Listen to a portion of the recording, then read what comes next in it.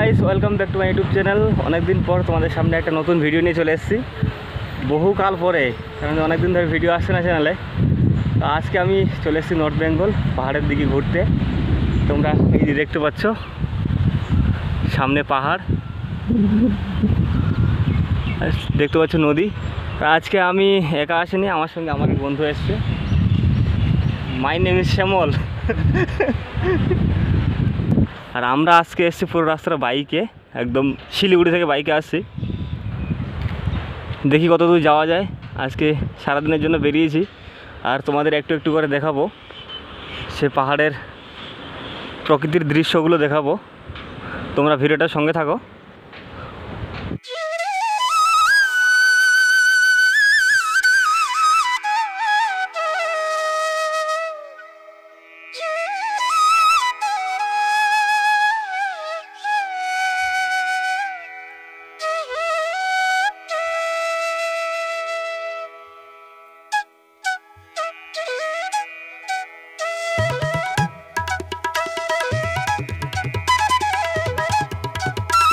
আমি শিলিগুড়িতে এসেছিলাম একটা কাজের পারপাসে। তো একটা বন্ধু বললো, তাহলে চলো, তাহলে এসছো যখন তাহলে পাহাড় থেকে একটু ঘুরে আসা যাক, কারণ এমনিতে গরমের দিন চলছে এখন। তো দুই বন্ধু মিলে আমরা পাহাড়ের উদ্দেশ্যে আজকে রওনা হয়েছি। আর যাওয়ার পথে আমরা পেট্রোল পাম্পে দাঁড়ালাম একটু, কারণ যে তেল ভরতে হবে বাইকে, আর বাইকে তেল ভরতে হবে, পাহাড়ের দিকে পাবো কিনা ঠিক নেই। আর আমাদের তেল ভরা কমপ্লিট করে নিয়ে আমরা পাহাড়ের দিকে যাচ্ছি। এবারে দেখতে পাচ্ছ পাহাড়ের রাস্তাঘাট কত সুন্দর, সাজানো গোছানো বেশ। সোজাটা কোন দিকে যাচ্ছে?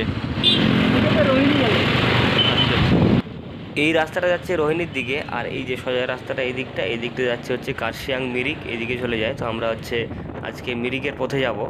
আর এই দেখতে পাচ্ছ পাহাড় মোটামুটি শুরু হয়েছে। আজকে আমরা পুরো রাস্তাটা যাচ্ছি হচ্ছে বাইকে, শিলিগুড়ি থেকে পুরোটাই।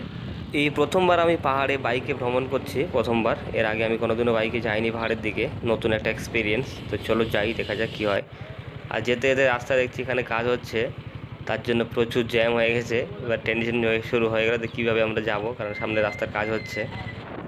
অনেকক্ষণ ধরে জ্যামে থাকার পর আমরা জ্যাম জায়গাটা ক্রস করে গেছি। এবারে আমরা এগোচ্ছি পাহাড়ের দিকে। দেখতে পাচ্ছ বড় বড় পাহাড়গুলো শুরু হয়ে গেছে।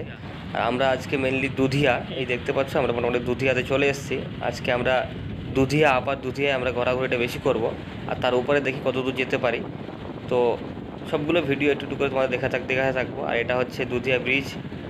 দুধিয়া ব্রিজটা পেরোলেই এখানে একটা ভিউ পয়েন্ট রয়েছে, তোমরা এখানে নেমে এখানকার ভিউটা এনজয় করতে পারো। আর একটা কথা তোমাদের বলে রাখি, যে হচ্ছে শিলিগুড়ি থেকে দুধিয়ার ডিস্টেন্স হচ্ছে 25 কিলোমিটার মতো অ্যাপ্রক্স আর কি।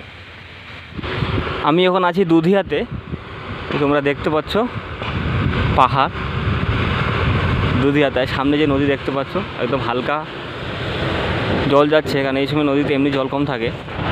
চলো নদীটার নিচের দিকে যাই, একটু গিয়ে দেখাই। চারিদিকের পরিবেশটা ওয়াও লাগছে, কি সুন্দর পরিবেশ। নদীতে অল্প অল্প জল বইছে, জলের স্রোত অল্প অল্প আছে নদীতে। এইদিকে আমি জলের মধ্যে নামবো একটু পরে, কিন্তু জলটা খুব ঠান্ডা। বাইরে গরম হলেও জলটা খুব ঠান্ডা। এই দেখতে পাচ্ছ পাহাড়, খুব সুন্দর লাগছে পরিবেশটা। আর নদীতে জলের ধারা দেখতে পাচ্ছ খুব অল্প অল্প করে আসছে।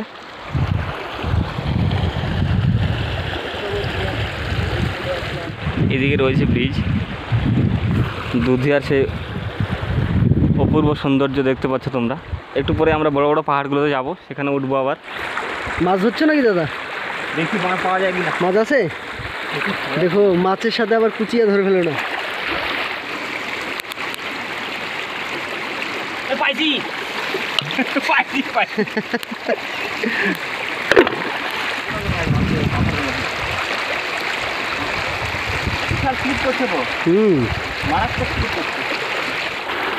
পাহাড় মানেই সুন্দর জায়গা, মনোরম পরিবেশ তৈরি হয় একটা। হ্যাঁ, পাহাড়ের অদ্ভুত শান্তি চলে আসে পাহাড়ে, অদ্ভুত শান্তি। যতই দেখি ততই মনে হচ্ছে যে আরও একবার দেখি, কেমন যেন দেখা হলো না এরকম একটা ভাব চলে আসে মনের ভিতরে। আহা, শ্যামল এবারে জলের মধ্যে একটু পাঁচারি করছে, পা টিপে টিপে বেড়াচ্ছে, কারণ যে প্রচুর শ্যাওলা পাথরের মধ্যে। একবার পড়ে গেলে মোটামুটি পড়ে গেলে শেষ, বাপের নাম ভুলে দেবে। এই যে আমি দেখাচ্ছি নদীতে মোটামুটি ঘোরাঘুরি কমপ্লিট হয়ে গেল, অনেকক্ষণ ধরে অনেক রকম মজা করলাম। এবারে আমরা চলে যাচ্ছি অন্য সাইডে। মোটামুটি হাঁপিয়ে গেছি একদম, অনেকক্ষণ ধরে হাঁটাহাঁটি দৌড়াদৌড়ি করছি এখানে। ও তো দূরে বলছে হাঁপিয়ে গেছে। খুব এনজয় করলাম, শুধু পাথর আর পাথর। এখন নদীতে অনেক জল কম আছে, গ্রীষ্মের টাইম আছে এখন। আমরা আজকে বাইক নিয়ে এসেছি পাহাড় ভ্রমণে। তো আমাদের এই সেই ভ্রমণের সঙ্গী দেখতে পাচ্ছ তোমরা, এটা হচ্ছে আজকে আমাদের ভ্রমণের সঙ্গী, সারাদিন থাকবে আমাদের সঙ্গে আজকে। তো চলো তোমরা দেখতে থাকো ভিডিওটা।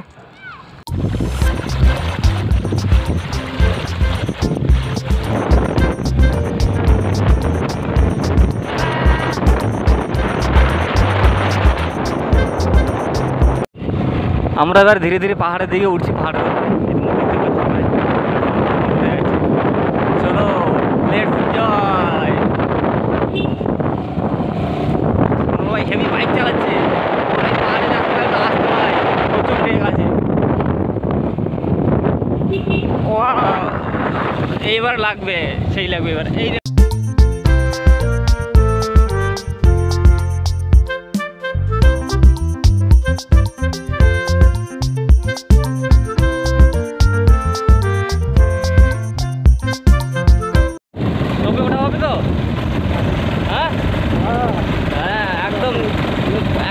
টানতে থাকো, ওপরে উঠবো আজকে আমরা।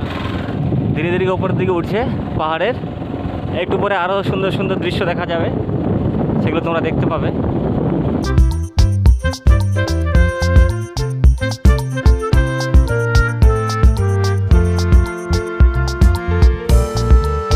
আস্তে আস্তে অনেকটা উপরে উঠে গেছি পাহাড়ের, এখন একটু রেস্ট নিচ্ছি এখানে দাঁড়িয়ে। তোমরা এই দিকে দেখো কত উপরে উঠে গেছি, দেখতে পাচ্ছ? জাস্ট দেখো কত নিচে, দেখো একদম। বাবা, আমার তো এখান থেকে ভয় লাগছে।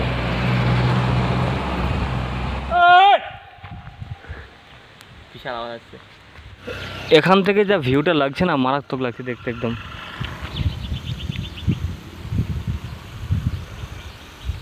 আমরা পাহাড়ে এখন বহু উপরে চলে এসেছি, ওপর থেকে নিচের ভিউগুলো দারুণ লাগছে দেখতে। কীভাবে পাহাড় কেটে কেটে রাস্তাগুলো তৈরি করেছে।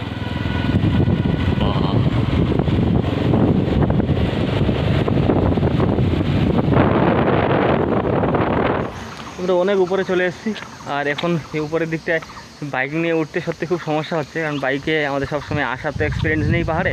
আর এই দিকে দেখতে পাচ্ছ কত ছোটো ছোটো বাড়ি দেখা যাচ্ছে পাহাড়ে। বাড়ি বড় কিন্তু ছোট দেখা যাচ্ছে। বাড়ি বড়, ঠিক। তুমি নেমে যাচ্ছ নাকি নিচে? আমি বলো নিচে নেমে যাচ্ছ নাকি তুমি?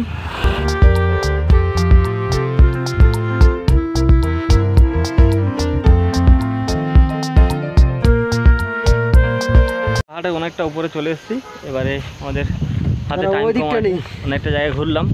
এবারে আমরা ফিরবো, তোমাদের এই জায়গাটা একটু দেখাচ্ছি। তো ওপর থেকে নিচের দিকটা কেমন লাগে দেখতে।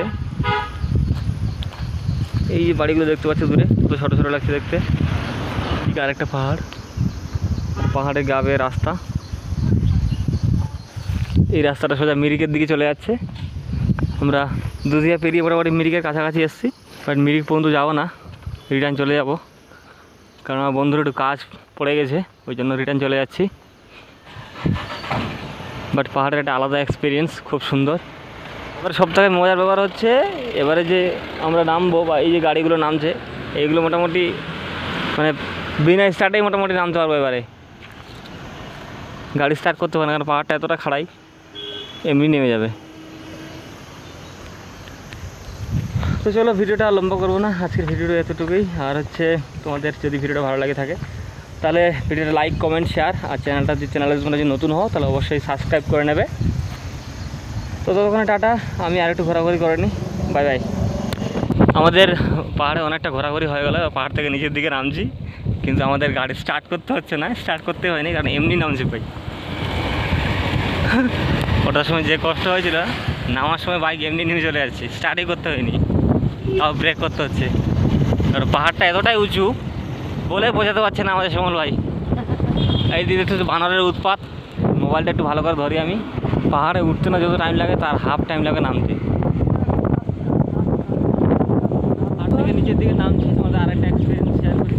যে পাহাড় থেকে যখন নিচের দিকে নামা হয় তখন মনে হচ্ছে কানে কেউ চাপ দিচ্ছে, একটা বায়ু চাপ দিচ্ছে, চাপ দেয় না, বায়ু চাপ দেয় উপরে।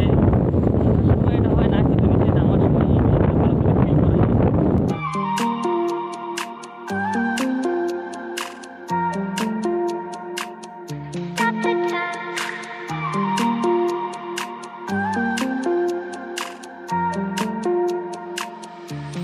আমরা যাওয়ার পথে একটু চা বাগানে দাঁড়িয়েছিলাম, ওই দিয়ে বন্ধু ওইদিকে দাঁড়িয়ে আছে বাইক নিয়ে। আমি ভাবলাম যে চা বাগানে একটু ফটোশ্যুট করে আসি, তো এই জন্য দেখতে পাচ্ছ আমি এখন চা বাগানের ভেতরে। সুন্দর চা পাতা হয়েছে, বড় বড় চা পাতা। আর চা বাগানে দেখতে প্রচুর সারি সারি ছায়া প্রদানকারী গাছ, যাতে চা বাগানে খুব বেশি রোদ না লাগে, রোদ সহ্য করতে পারে না। আর এইভাবে ছোটো ছোটো নালি করে দেওয়া আছে জল পাস করার জন্য। সত্যি এক মনোরম দৃশ্য, দারুণ লাগছে দেখতে। চলো চা বাগান থেকে বেরিয়ে যাই।